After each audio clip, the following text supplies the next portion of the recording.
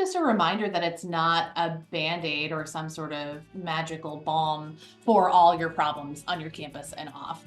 We've seen this cyclically through the ages. I think it was intergroup dialogues, and then it's restorative justice, and now, it can be brave space. Like, oh, well, this is, we're just going to apply brave spaces and we'll be fine. It's not like take 2 Advil and call me in the morning, right? And so to get, building on what Brian was saying, that you can't divorce this framework and our intentionality from talking about systems of power and privilege and oppression. But I think that some people see it as an easy way to just like, well, this is a brave space, so everything's fine, nobody worry about it. And you're in that way, you're doing the same thing that we encountered 20 years ago with people saying this is a safe space, so everyone needs to be okay with it.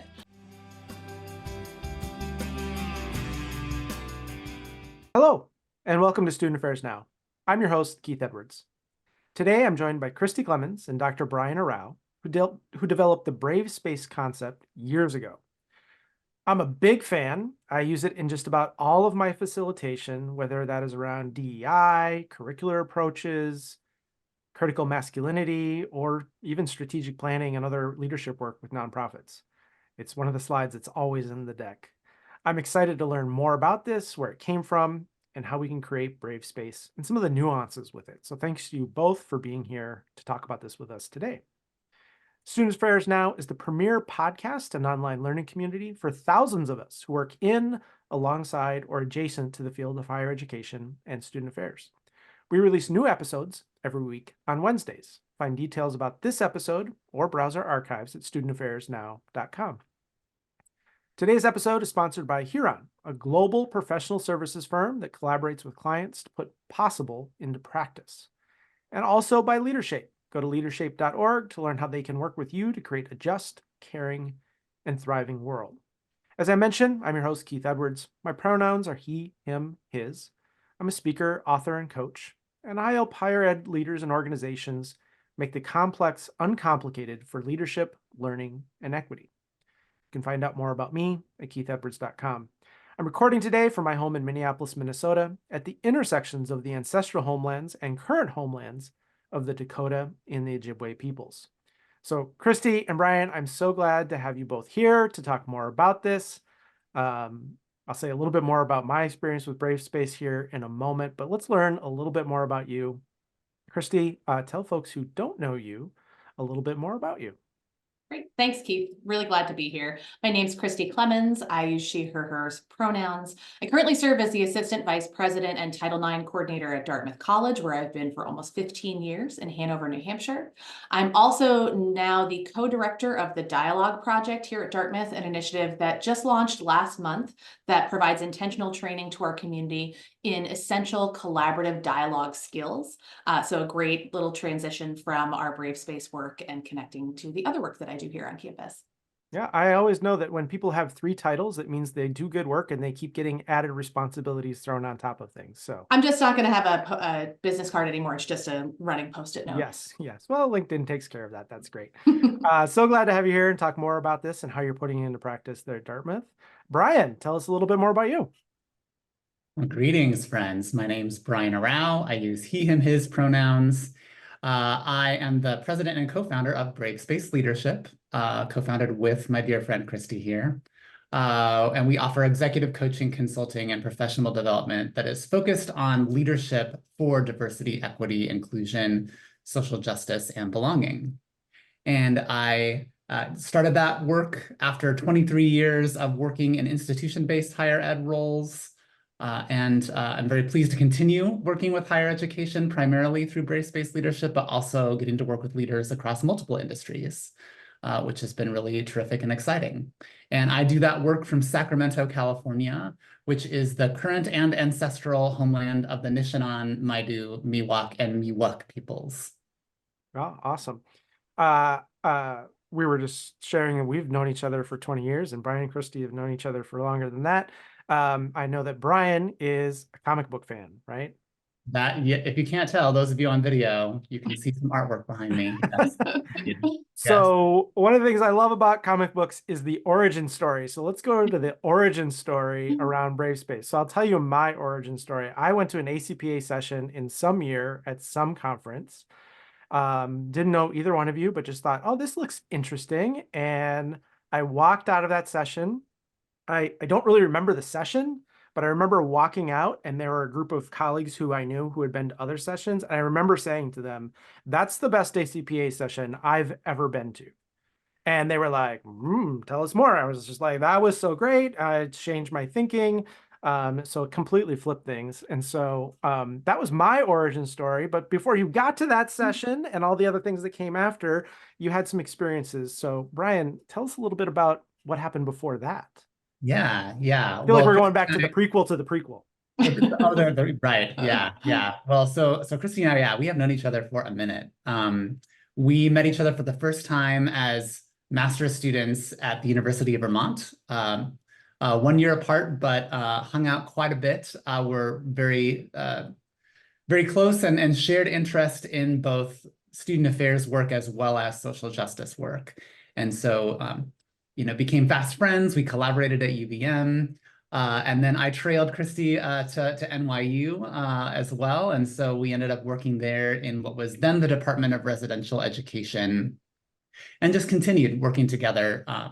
We would often volunteer and step up to help lead and coordinate and facilitate around departmental learning initiatives that were focused on social justice. And in particular, we were the ones who were in charge of designing for 1 year the RA training module that was focused on these issues. So we're really excited about it. And as per our training as good social justice educators, we did that with the intention at the outset of helping to cultivate safe spaces. And so that's really what the emphasis was before we then asked folks to engage in some pretty challenging social justice learning. And the feedback we started getting back after that session from folks, well, it was mixed, right? There were some folks who really enjoyed it, but there was a lot of students who also shared significant concerns about the activity and their experience in it. And all of it really ended up coming back to this idea of safety. We heard from many different students that they did not feel safe engaging in this activity. And that was true for students regardless of identity.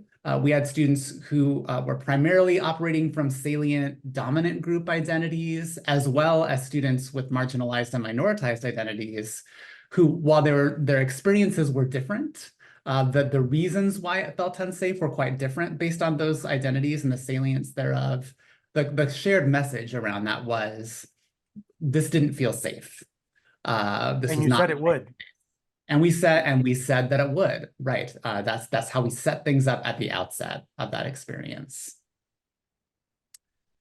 So, based on that, Kristi and I, I think we probably hung out in Kristi's apartment and cracked open a bottle of red wine and first started beating ourselves up, like, we're terrible at this. How in the world did we manage to do such a bad job? Even though, there were positive outcomes from the training as well, but as we started thinking more about it, we really kind of came to look more critically at this word safety, because when we were asking people to tell us, what is it that felt unsafe, what we heard back was not actually that they were in danger, but that they were uncomfortable, that they were experiencing, having to think about the previous and current experiences of marginality and oppression were painful, having to look at one's ignorance or privilege was scary and painful. And so all those things felt uncomfortable, right? They required risk-taking, and none of those things felt like safety to the students.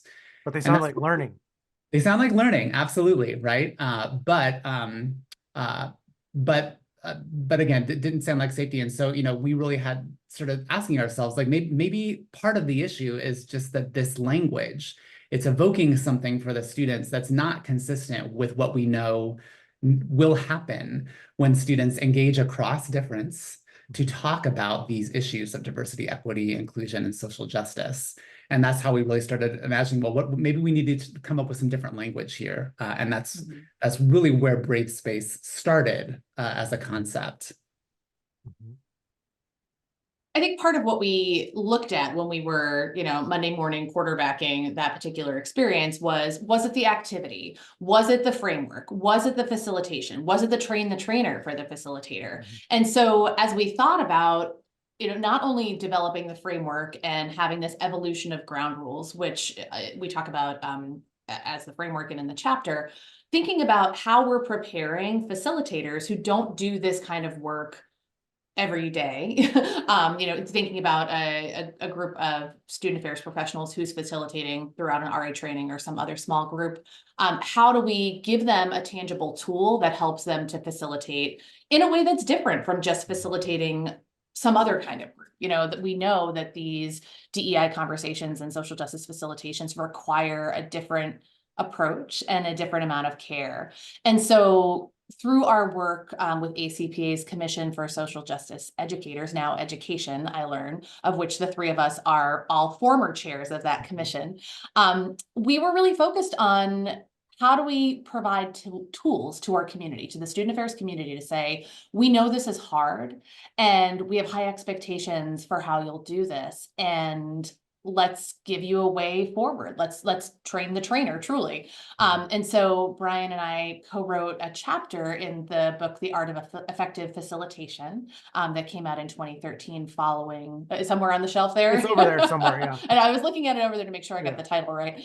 I could just, but that for us, as a project of the commission, lots of great wisdom in that book, monograph, I think we called it, came a couple years after the initial presentation that you saw, Keith. And so I think, we've been talking about this now for going on 20 years. I'm honestly still surprised. Like Brian and you, Keith, you guys are scholars. I'm just a lowly old practitioner. I do not have a doctorate. I'm just over here doing my own thing, right? A thing I think your intro betrays that, but okay. I appreciate your humility. But something that Brian and I came up with literally in my apartment in Lower Manhattan 20 years ago still has such resonance in the work that we're doing, and to watch it find its way through the different parts of our lives and careers says to me that we sort of hit on something that was unexpected. I don't think it's brain surgery, right? I think it's something that we really looked at the experience of the participants, the experiences of the facilitator, and said, as we do with most things in student affairs, how can we help? Yeah. And came to a place of putting this forward into the world, and we're still talking about it. It's amazing. Yeah, I often talk about the curricular approach is both revolutionary and obvious. When I first heard about it, like, this is completely turning my world upside down. And once you see it, it's like, well, duh. And I feel that way about Brave Space. I mean, I sat in that session and I had been creating safe space and creating safe space and creating safe space. And then I sat there and I was like, oh, that doesn't work. That's actually antithetical to learning and growth and change and transformation. And it gives people a way out, right? You said it would be safe. I feel uncomfortable. I'm out. You didn't keep your promise, which I think people can use as an escape hatch from lots of different perspectives and identities and their trauma or their privilege or, lots of different things. And just this notion that creating safe space is antithetical to learning is just like so obvious, but also quite revolutionary. And I love that it has the shared. When I'm working even beyond higher ed with nonprofits and I talk about this, they're like, ooh, interesting. And I say, for some of you, being brave might be sharing a hard truth with the group. For some of you, being brave might be asking a question. For some of you, being brave might be keeping your hand down and not saying anything and giving other people a chance. That might be really courageous of you. And how are you going to be brave? And how are you going to listen to others in ways that helps them be brave, right? Whatever that means. And it just really opens up a lot of possibility. It makes us all responsible, not just the facilitator, which I think is so critical to actual facilitation. Let's talk a little bit more about how you all put this into practice. You mentioned ground rules. You mentioned facilitating some of this. Kristi, why don't you take us from here? Yeah. So one of the things that's been really interesting to me over the 20 years that this has been out in the world is seeing the different ways that it shows up, that it's not just in your traditional student affairs or social justice facilitation. Brian and I regularly get emails from areas that we never expect to. Folks, if there was a student in a counseling program that wanted to use it in a group counseling, group therapy session. I was contacted by a city in Vermont that wanted to use it as a way to train their municipal employees. And so I've been doing some consulting with them there. I use it in my work as a Title IX coordinator, to be honest with you. I mean, when we're talking about discomfort versus safety, that is a conversation that I have regularly, and recognizing for people that sometimes we're going to be in uncomfortable spaces, and that's part of the process. And figuring out how to navigate that, I think, is critical. And so, for me, in the varied roles that I've had in higher education and outside of higher education, it has been a great jumping off point. It's not perfect for every scenario, right? And it's not always going to make the most sense, but it helps people, I think, to understand the conversations that we have with each other are not always going to be perfect. It doesn't mean we should be screaming at each other. It doesn't mean we should be shutting down, but how we choose to engage, if we think about that ahead of time and we think about it carefully and tailor it to the situation that we're in, can lead to a much more fruitful conversation. Yeah, it is really surprising, Kristi, that how many different people have reached out to us and used the framework in spaces that go well beyond social justice education. And in addition to some of the great examples that Kristi has shared, I'll put out there that have had some really interesting conversations with our colleagues who work in identity-based resource centers within higher education, who are often navigating that interesting conversation about when is it helpful for us to utilize a framework like Brave Space? When does that really align with the kind of work that we're wanting to do with students? And then also, when do we need something else, right? And it gives us a great opportunity to let folks know, like, just because we came up with the idea of Brave Space doesn't mean that we don't think safe spaces have value. And point of fact, there are a number of times where we really would want to encourage that, or where we would use that in our own practice as well. And it's really about thinking critically about how and when to utilize the framework. So those conversations with folks, who are working, mostly with groups of minoritized students and trying to help them figure out sometimes when they need to navigate challenging conversations with each other, that's been really cool. And then also, just as someone who has been a member of various leadership teams, and now as somebody who coaches and consults and supports leaders who are sharing leadership around diversity, equity, and inclusion issues, cultivating brave spaces there has been really, really essential, especially when you think about what kinds of things do groups of leaders need to do when they are trying to lead around these issues, when they're challenging the status quo, right? when they're going against the grain and trying to re-examine, long-standing and taken for granted ways of doing things. That's really hard to do. To disrupt, to question each other, right? Around that, it can be really, really hard. And so a lot of the concept and principles of Brave Space have really been resonant in that work too, in terms of helping, again, groups of leaders, teams of leaders to think about, as folks who are going to share responsibility, who are going to commit to doing this kind of work at our institution and our areas together, how is it that we are co-creating Brave Space for and with each other?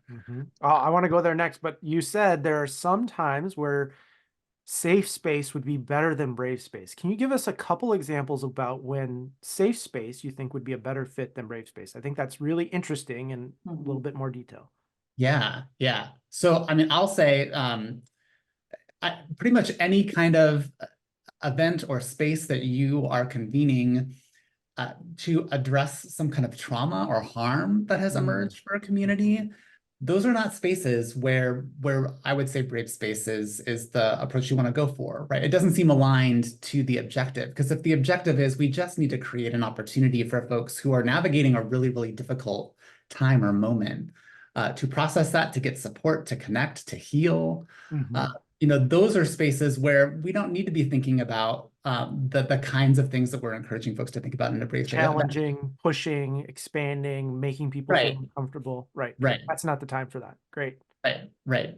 And so that's, I mean, that's really the main objective, or the main kind of situation that I can think of. But again, I think what's interesting is that a lot of folks, what we've observed is that they gravitate toward this idea of brave space that really resonates with them. It makes so much sense in so many aspects of their practice, but then can sort of end up supplanting, right, other approaches or frameworks. And so just kind of, again, recognizing that depending on what you're trying to do, safe space might be more aligned. And I think especially, when there's been critical incidents in the world, critical incidents on campus that have particular negative impact on specific minoritized student communities.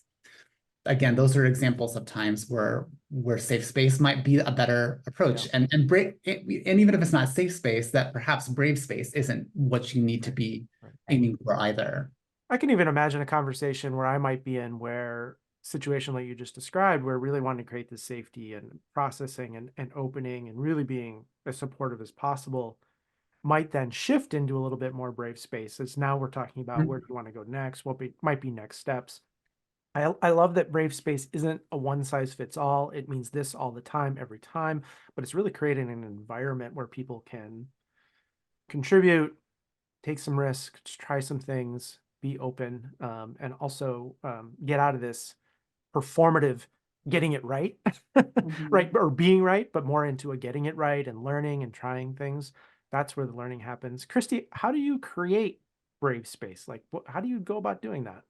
Yeah. Well, I also want to say, I think that there's a misperception that because we are talking about brave spaces and writing about brave spaces, that we don't think that safe spaces are valuable. And I think that safe spaces like trigger warnings and political correctness, those are these phrases that get thrown around in popular media. And because of the way there's some derision attached to them, that people are like, you can't have a brave conversation if you don't feel safe.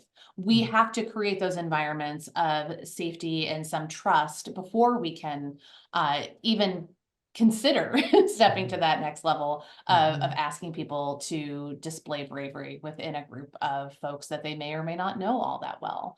And so, one of the things that is most important to me about the Brave Space framework is that it's a jumping off point, that we don't say these are the 5 or 6 things, the agreements, and this is it. It's a discussion, and it's a facilitated iterative conversation with the group that you're working with. And I think as facilitators, you can sort of read the room, and if it's not flying with this group for a particular reason, then you have the option to either poke at it a little bit more or let people sit with the concept a little bit more.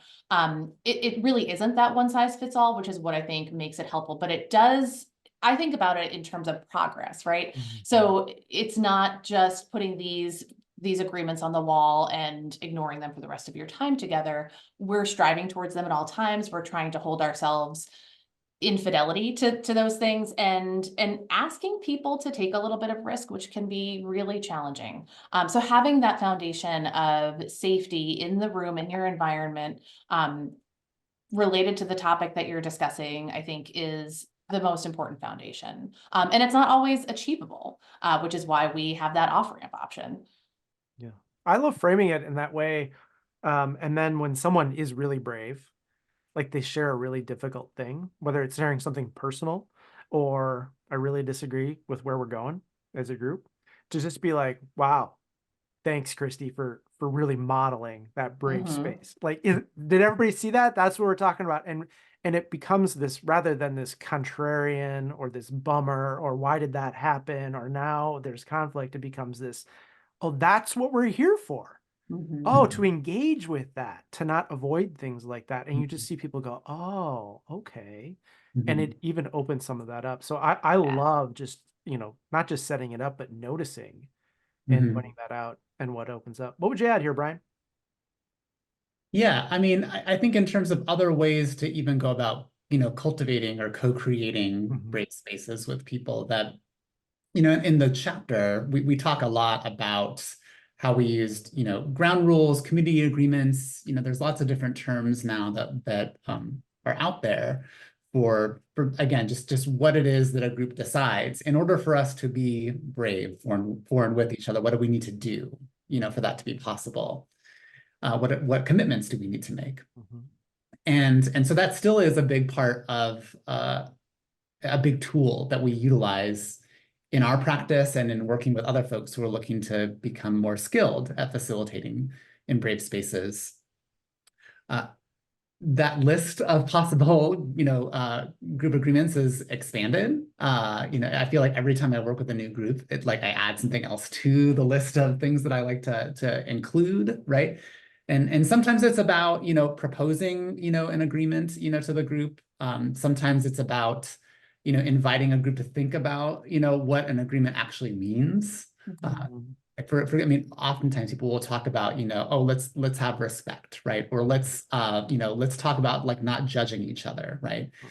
And those actually aren't necessarily bad things, right? But if we do invite conversation in that moment around, I mean, for example, around attacks, like what is an attack, right? When you say no attacks, what do you mean by that? And in the context of a conversation where maybe we need to be able to give each other, difficult feedback or to offer a different opinion, how is it possible for us to do that in a way that is not an attack, right? And having an explicit conversation about that before there's even been, that moment arising is often very helpful for folks to really think about that, because again, I think that sometimes that's where you get tripped up in safe spaces where people say, right, oh, I don't feel safe because actually what I feel is just discomfort because someone has just presented me with a viewpoint that is different from what I'm that I'm coming with. Sometimes it might be something that, oh gosh, that I feel embarrassed, right? Because I'm like, I'm noticing or paying attention to something about myself that doesn't feel comfortable and good to look at. Right. And so just having those kinds of conversations, within groups so that they're really clear about, when they say particular things and when they say they want to agree to doing particular things, what does that actually mean in practice, and not letting it go, just sort of on assumption. I'll also say even before that, if there's time, and sometimes there's just not time, right? I mean, Kristi and I will, like, I'm sure you too, Keith, we get requests all the time for like, can you come in and do like a 1-hour training on diversity, please? Which, Super easy. The answer is no. But like sometimes like, but what could I do in that time frame, right? I can't even have a full conversation with folks about what it would mean to co-create brave space, right? In a 1-hour time frame. We're going to try them right here, right now. Right. Right. But if I do have like lots and lots of time, right, available for that, or even just like an hour, right? Like I love to just start out talking with people and say like, a lot of times you might be used to coming into a space like this, and your facilitator might say that they're aiming to create a safe space, right? And that's not the approach that I'm bringing here today. The approach I'm bringing here is brave space. But I want to talk with you a little bit about that. And then I just ask them questions, right? So like, what do you think about safe space? What do you think about, right? And I ask them also like, what could be beneficial about a safe space? When might that be helpful? Before I ask them questions about like, what may be different for you? What comes up that sounds different or feels different with respect to the idea of brave space, to ask them to share their thoughts around like where that might be helpful or beneficial in the kind of conversation we're about to have. And quite honestly, I mean, I don't think I've ever had that conversation with any group of people where they haven't had the wisdom already around just being asked those questions. They are able to very clearly arrive at like, oh yeah, right. Now, we can see how this would be helpful in this context. And what it is you're asking us to do. And so then that really is a wonderful way to then set the stage, right, for helping folks to say like, and so then what are the behaviors, right? What are the commitments and promises we make to each other about how we talk to one another so that, we can all practice bravery in this space. I love that you use the word cultivating and co-creating, because I think a lot of what this brave space shift is sharing responsibility with the participants and not just being the facilitator in control, in charge, and fully responsible, but sharing that. And that co-creating is really powerful just in and of itself, right? Before you even get into whatever the topic might be. And that's how learning works, right? Like if I'm completely comfortable, I don't have to learn new ways of knowing, being, or doing to go through that. Now, if I'm completely uncomfortable, I'm not going to learn either, because I'm going to shut down and retreat. And so what's the sweet spot? I mean, what the sweet spot might be in this conversation of the right mix of a little bit of discomfort to foster learning might be completely different in another context, might be completely different for me than it is for Brian, right? And, you're working with 25 people, they're bringing all of that. And so I love this, the ambiguity, the openness the flexibility to really be authentic and be in the moment and be alive with it rather than be, well, at 9:05 the facilitator said, and so now it's Right. 3:30 and things are dicey, and so now we're stuck, right, is really powerful. I think it both externalizes and personalizes the framework. So, you agree ahead of time, and then when you have those hot and spicy moments, you can say, just as you refer, but like, hey, this is a great example. Remember what we all agreed to. It's not just me as the facilitator who you may have never met before today coming in to say, hey, that's not how we talk to people here. That's not useful. It might be necessary depending on what the comment is, right? But having that shared sense of ownership, I think, brings everyone in, regardless of where they're entering the conversation. If they are really nervous and sort of pinging up, anxiety wise, or if they're really comfortable, or if they just came to the conversation to start to really get into it, which is fine too.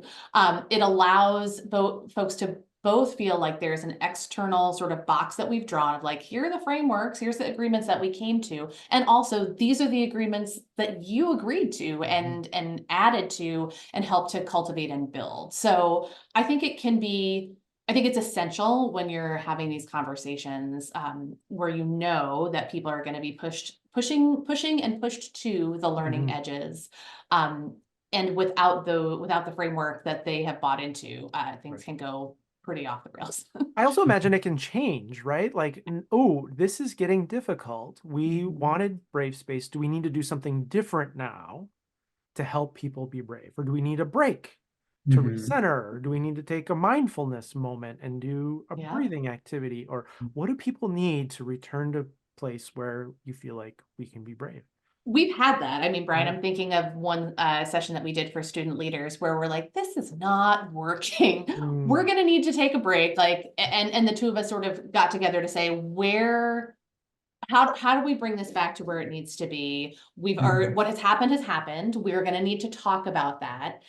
And then how do we help to redirect this group so that we can continue to have productive conversations and do the things that we came here to do? Yeah. Which sometimes, right, you have to give yourself the space as facilitators, right, to know, like, I need, as the person responsible for helping this group to do what it's here to do, I need a minute to make sure that I have the right plan, with my coworker, right, if we're doing that together. And then, right, and oftentimes that moment is really about strategizing about the best way or the optimal way to invite that group back into awareness, right, of those commitments they made, and also to understand, like, are these still working, right? Do we still want or need these in these moments? If we don't, what's changed? And why might we want to do something different? All of which I think helps that group again to think critically about, is this because the nature of our conversation has shifted in a way where really we don't think that we need to be practicing brave space, or we need to do something different to practice brave space anymore?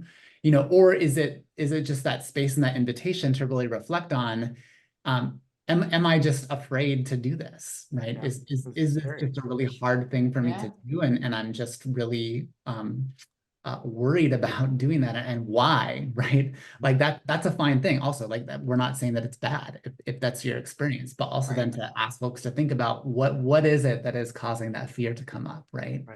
And in particular, right, around social justice issues, if the fear that's coming up is I'm now needing to look at an aspect of my dominance or my privilege that I am not comfortable looking at, right? If that's the reason that you no longer want to practice bravery, you need to be aware of that, right? You need to know that, and you need to decide, what you want to do based on that information in a mindful way, as opposed to simply saying, I'm uncomfortable, we can't do this anymore, right? Yeah. Your comments about needing a space for facilitators to regroup reminds me that before I was a parent, I thought timeouts were for children. And now I realize timeouts are for grownups to regather, regroup their patients, come back to this. We started with the origin story, sort of this experience that left things amiss from what your intentions, coming up with this idea and sharing it, and it's sort of growing beyond you, and becoming this thing that you're slightly amazed is still out there and people are still utilizing in all these different ways. And it grows beyond you. So what are some of the challenges, the cautions, the nuances you would want to share with folks who maybe have heard about Brave Space, not from the two of you, or have maybe seen it used or used it, not the way that you particularly intended? What would you want to put out there for folks? Indeed, Kristi. Yeah. I want to give Brian a shout first that as my diligent co-author and friend, that Brian often reminds me that we do not own the words brave space. And that is a good de-escalation tool for me when I'm like, this is not right. This is not the way that we intended it. And the words can mean really different things. So I think it's a great jumping off point for us to get into that.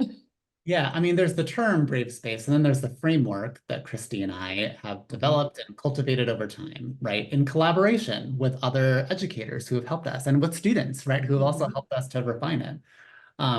But I think the term brave spaces is pretty well known, and it's often used in a way that is disconnected from that framework, right? And so people might say they're aiming to create a brave space. That doesn't mean they're trying to do the thing that Kristi and I have talked about, right, with that term. And so I think that's certainly one thing that is worth noting here.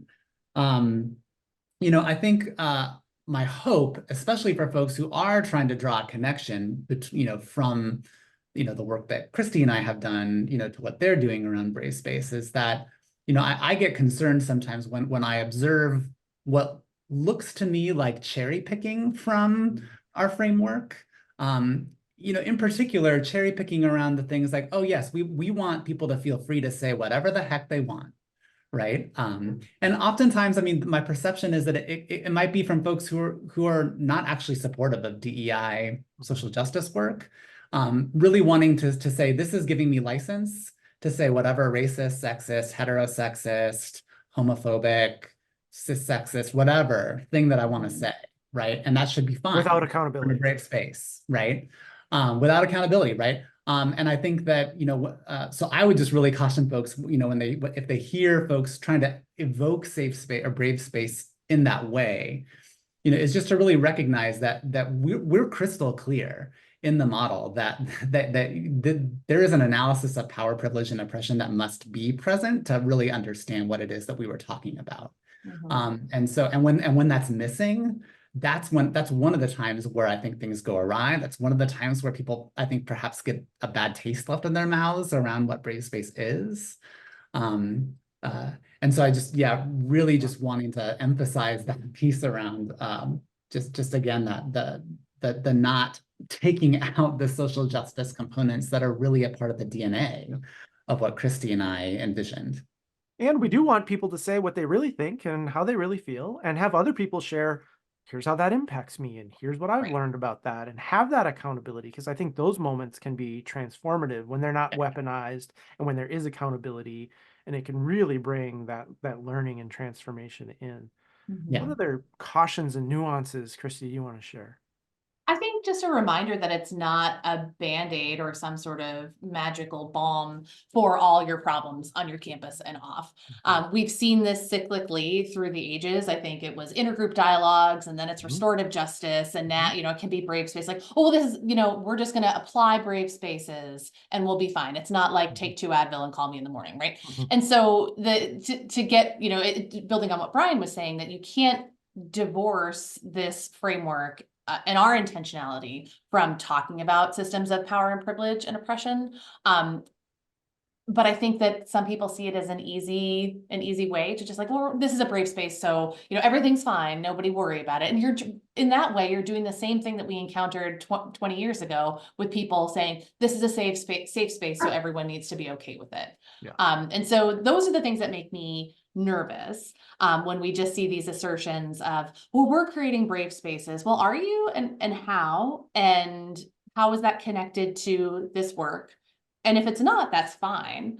But we should at least talk about that. We've, dipped back in, particularly since 2016 on, when we see brave spaces being used in a way that's actually causing harm, and thought about, do we have some responsibility to address this or to update the chapter or do a new presentation? And we haven't done that yet because I think the work— You're doing it now. Well, true.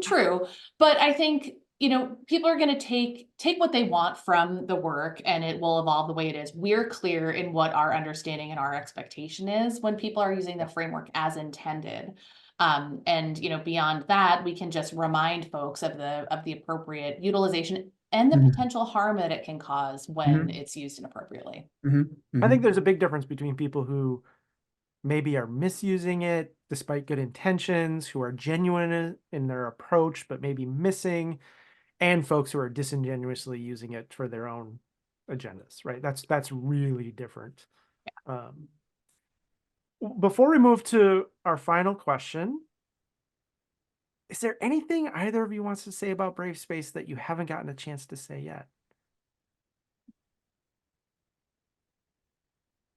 I mean, maybe just, to put out there, I mean, I think the last paragraph of our book chapter, we say something to the effect of, we expect this framework will continue to grow and evolve. We would love to hear from you and to connect with you to help this framework to continue to grow and evolve.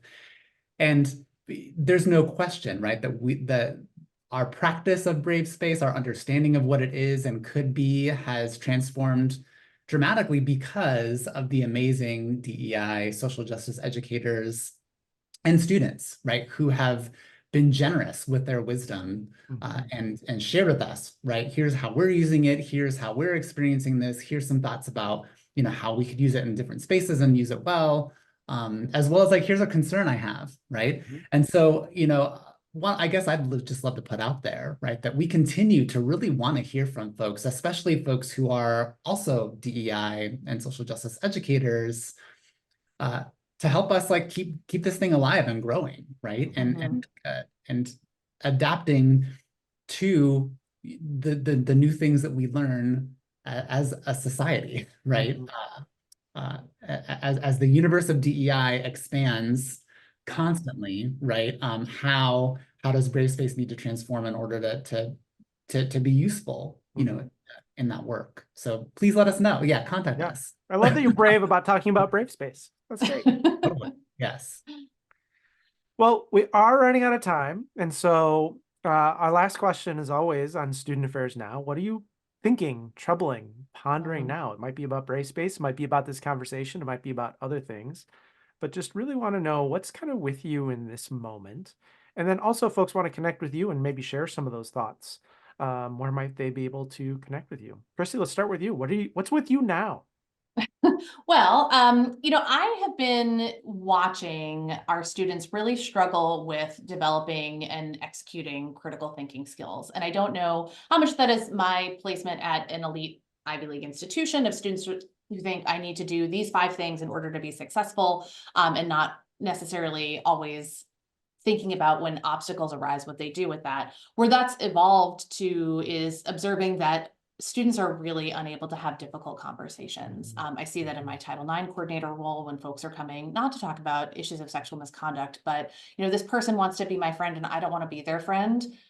And I would say, have you told them that? And they can't even begin to think about how to have that conversation. And so whether that's pandemic effect or other stuff, I'm not sure, but it's really pervasive in the campus environments that I'm observing. And so part of the reason that I got involved with developing the dialogue project is to, instead of just observing it, let's think about doing something about it. And rather than putting that work just on our student affairs professionals, thinking about a way that we can infuse that work through all of the things that we're doing at our institution, in the classroom, in student affairs work, in student interpersonal, student leadership roles, and trying to drill down on that. What are those skills that are missing?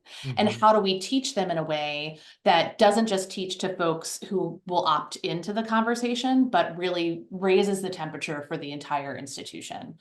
So that is an interesting thing that we've been working on that really is an offshoot of like, this is a real problem. We should probably do something about that. So we'll see how it goes. And I think, like all of us who have been doing DEI BJ work for a long time, watching the coordinated and calculated attacks on this work on our college campuses, intended to devalue the good work that's been done, to recast it in a way that is inaccurate. I worry about the state of higher education as I read the Chronicle and Inside Higher Ed every day, and wow, like state by state, institution by institution, to what end? What does the end of this look like? And I just don't know. So I think that we need to be talking about that and how to combat that instead of just passively saying, well, this is happening. What can we do as practitioners to push back on that? Yeah. Awesome. Brian, what's with you now? Yeah. Well, just connecting to what Kristi said, right? That one of the things that I've been thinking a lot about, and certainly informed by a number of amazing thought leaders in the DEI space, is in the face of all of these attacks on DEI, and I say specifically DEI because it's very rare that some of these critiques actually say diversity, equity, and inclusion, right? It's punchy to say DEI must die. But when you ask someone back, like, diversity must die? Is that really? Equity should not be something we're striving for. Inclusion is a problem. Most people are like, no, no, no, no, no, no, no, no, just DEI, right? Which has been cast in this particular way, right?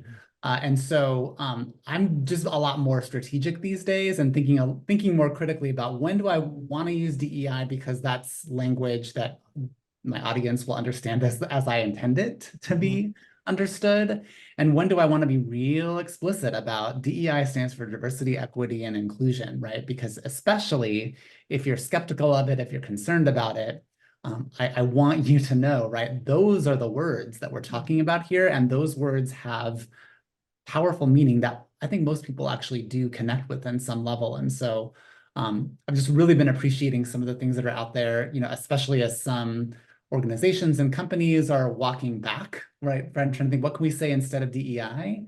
Is to think about maybe you don't want to do that, right? Maybe sometimes it's good to continue saying DEI, or sometimes maybe you just want to be real explicit about what that acronym actually stands for, in every aspect of that word.